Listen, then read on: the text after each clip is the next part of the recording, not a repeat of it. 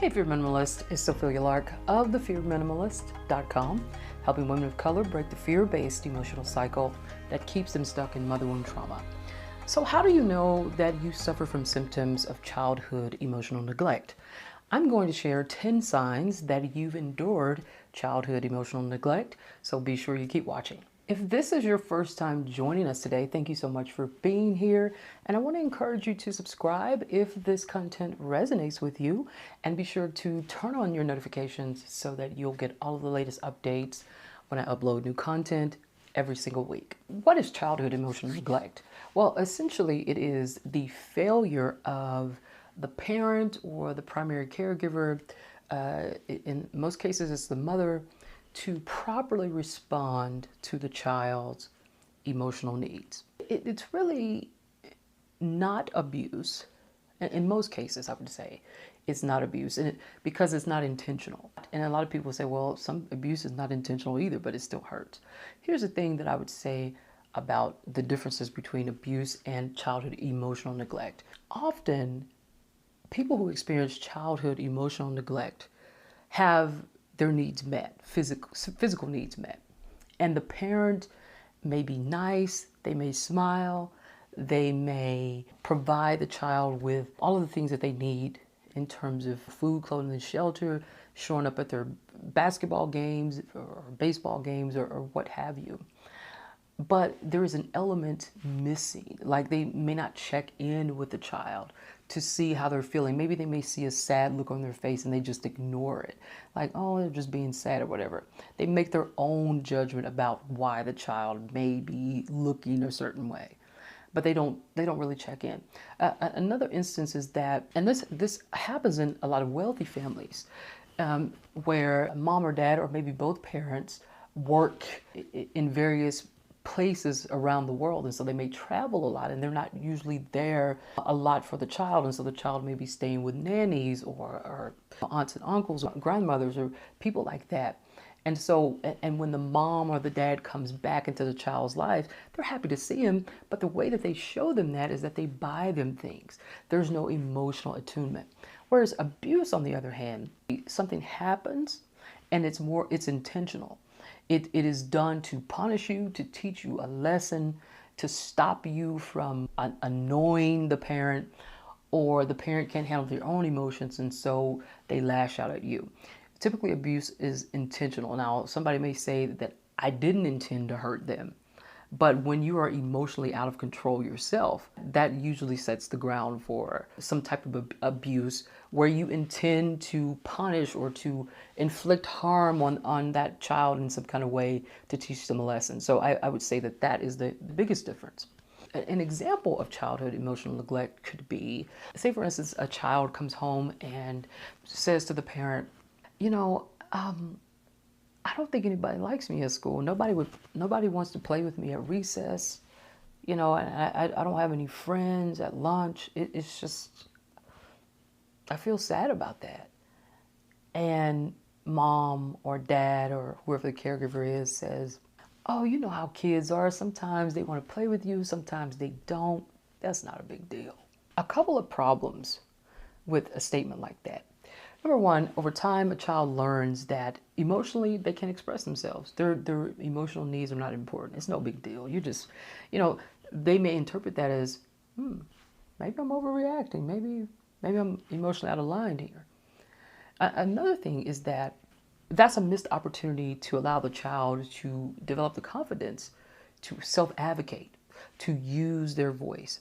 And when you sort of brush that off with a comment, with a statement like that, the child learns that, oh, I can't really speak up for myself, so maybe I should just be quiet next time.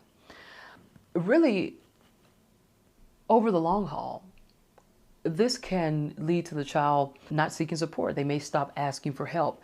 And that can really set the stage for future abuse and bullying situations where the child may not report it to you because you've essentially built the culture that says emotional needs can't be expressed here. And so that's a picture of what childhood emotional neglect looks like. So how might there's the signs and the symptoms of childhood emotional neglect be operating in your current life. One of the first signs is that you have this sense or this tendency to not feel seen, to not feel heard, to not feel valued. And that may include this feeling that I don't think anybody likes me. I don't feel loved. I feel like there really is something wrong with me. Like there's a reason why people don't want to hear what I have to say, or that I can't express my emotions. There must be something that I can't see. And usually it's this expression of an earlier childhood wound. Maybe your parent didn't come to your rescue when you needed emotional support, or they left you in highly distressing or terrifying situations for long periods of time without any reprieve. And so this sort of set the stage for you to doubt yourself, to not trust or be able to rely on not only just them, but not even getting to the point to where you can't rely on yourself, where you doubt, am I making the right choice? Can I trust that this is going to be a good decision? And you might even become immobilized to the point where you get stuck. You're so overwhelmed that you shut down in the face of difficulty. The second sign is that you're controlled by the inner critic. Now, this is an inner voice of self-doubt and self-criticism that's really harsh. And it directs your life in such a way where you can't really experience the freedom of real joy and success. Now, the inner critic can come from intentional narratives from your mother or your primary caregiver or childhood, or it can also come from society. Childhood emotional neglect is not necessarily intentional, but it can be. It can be in the sense that, especially if you're controlled by the inner critic, if your parent intentionally used language that made you feel less than. If they said things like, you're not good at that, and I don't think you're ever going to be good at that. Or, if you had friends on the playground who says, nobody likes you, you're the reason you don't have any friends, or whatever it is. Or it may be that you were not good at something growing up, like a lot of people aren't, and maybe nobody said anything, but they didn't really approve of it either, or you got the sense that they didn't really care about it, or they didn't really like it. Things like that can bring up the inner critic. And a lot of times when that harsh, critical inner voice starts to rev up, it is usually in response to something where you have insecurities. And insecurity has been triggered. It could be something direct. Maybe you're at a business meeting. Everybody else is sort of kind of getting praised for what they're doing, and nobody's really paying attention to what you're doing. Or you can actually even wake up in an emotional flashback, and the inner critic is just going crazy. See, I told you weren't going to, look, you woke up and your back hurts and you're in this kind of distress. You're never going to be healed enough to be able to pursue that dream of running a marathon or whatever. Who knows what the inner critic, it can pop up at the most inopportune times. But it can also be triggered by something specific. Another sign is that you struggle to ask for help. Now, it's difficult for you to advocate for yourself because you feel that if you do, you're going to somehow be a burden on somebody, or you feel that you actually don't have a right to demand that your needs be met. More than likely, somewhere in childhood, your mother, your primary caregiver, or maybe even older siblings used language that communicated to you that your emotions didn't matter. And so you internalize those messages and you develop this internal critical emotional repertoire. Today, we understand a lot more about highly sensitive people and empaths. The word empath is becoming sort of a household name.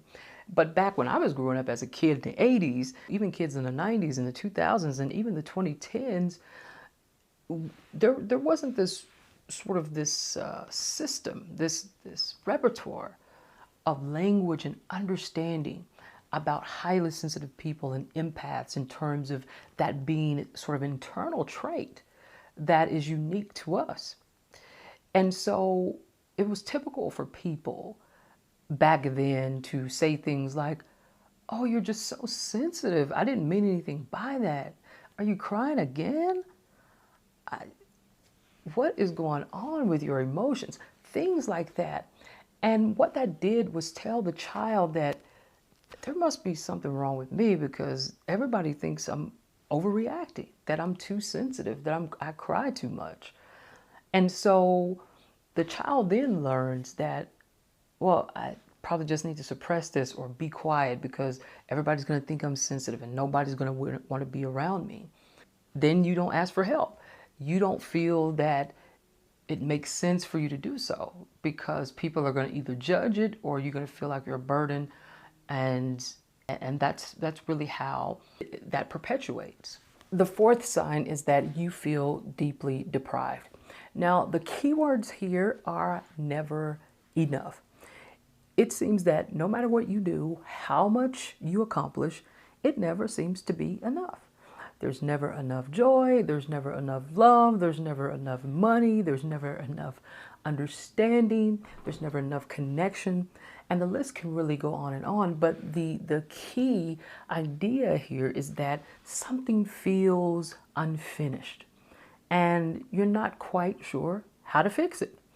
A lot of people who struggle with deep feelings of deprivation often struggle with depression, and they often engage in addictive behaviors. Not all the time, but a lot of times, a lot of cases you can see this, is that a lot of people struggle with addictive behaviors to self-soothe because they never developed the ability to properly identify and express their emotions. And so addictive behaviors help them to fill that void of deprivation through a self-soothing practice. The fifth sign that you have endured childhood emotional neglect is that you feel unsafe and highly anxious. If you did not have the opportunity, which a lot of kids with kids and adults really, with symptoms of childhood emotional neglect, when you have not had the opportunity to experience a co-regulatory engagement with another healthy adult, usually what happens is that you grow up with an underdeveloped self-regulatory skill set. And so when you are young, when you're a child, you learn self-regulatory behaviors through co-regulation. Co-regulation is the ability to create this safe physical and emotional environment for yourself to buffer against distress. So you're triggered, your environment triggers you in some kind of way, and you have the tools to be able to self-regulate. But co-regulatory engagement starts with the caregiver. And so the caregiver is regulated themselves, and through their regulation, they help you regulate. And so it can be through a warm smile, a soft tone of voice, the verbal acknowledgement of your distress, helping you to figure out ways to modulate distress and emotions, and then helping you to create an environment that supports your emotional and physical safety. And so when a parent provides that for a child, then they develop their own skill set of self-regulatory behaviors. But when that doesn't happen, then there's deprivation. A child who is not able to do that is going to be quite naturally more anxious. They may develop this belief that they are not safe, the world is not a safe place. And what the body does, the autonomic nervous system, it creates these new patterns of behavior and these pathways that puts the body on high alert. That is typically what happens when you don't have a self-regulatory skill set that is developed through the co-regulatory process early in your childhood. And co-regulation, it actually continues throughout the lifespan. So it doesn't really stop, but it is the foundation for self-regulation. And then again, you can serve as the co-regulatory foundation for someone else to build their self-regulation skills. The sixth sign is that you have trouble expressing your feelings and you avoid your feelings. So if you grew up in a household where you were so-called seen and not heard, you probably didn't get the opportunity to develop a healthy practice of processing, identifying, and expressing your feelings. I created a video a couple of weeks ago, and it helps you to develop this feeling resource to help you properly express or identify and express your feelings. So I'll link the video here in the cards, and I'll also put it in the description below, and so you can download that and get the resources to help you start developing that practice. When you were growing up, if your mother or primary caregiver did not help you learn to properly express your feelings and to self-regulate, then what you learned to do was avoid your feelings.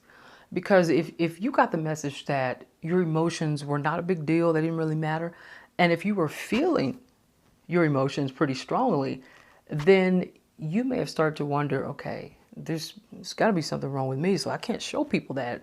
So what I need to do is damp that down. That in turn creates this void in emotional expression. And that void, that limited range of emotional expression, creates this, this gap that needs to be filled. A lot of times, you'll see people engage, I talked about this in a previous step, where people engage in addictive behaviors to self-soothe.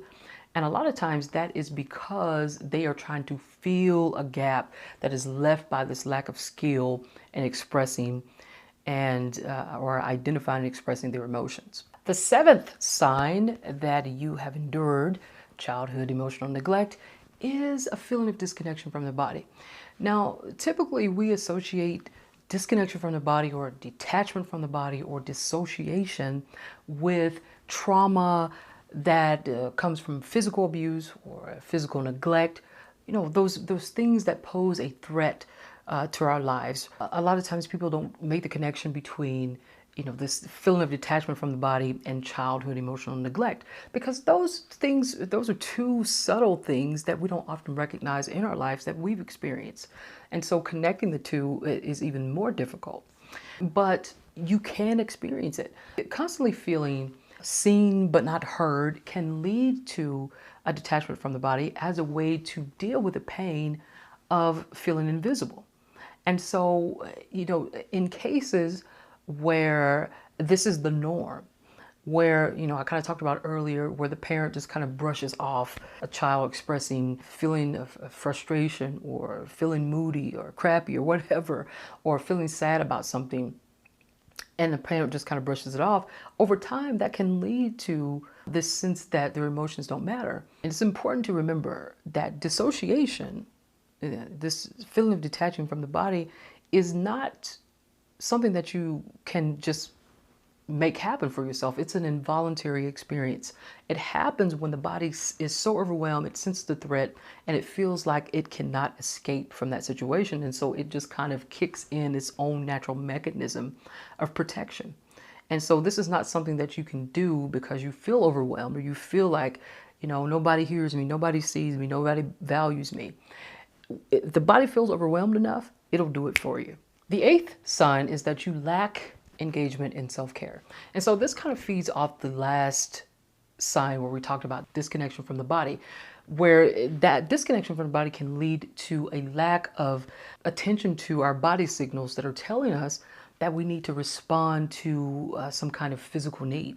The process of interoception, I've talked about interoception in a number of my videos now, but it describes the ability to sense and respond to the body's internal signals of a physical need. So there may be a need, I need to eat, I need to move my body in some kind of way, I need to sleep, I need to rest, I need to fulfill my sexual desires in some kind of way.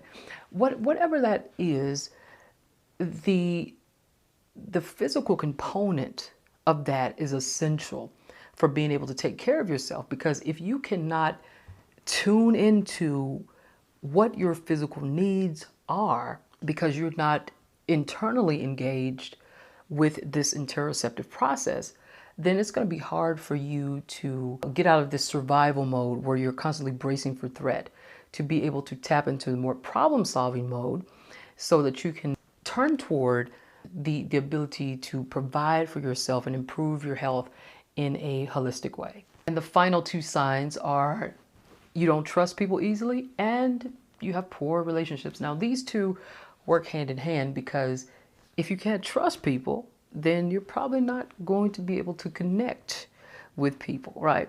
So let's tackle number 9 first. So not easily trusting people.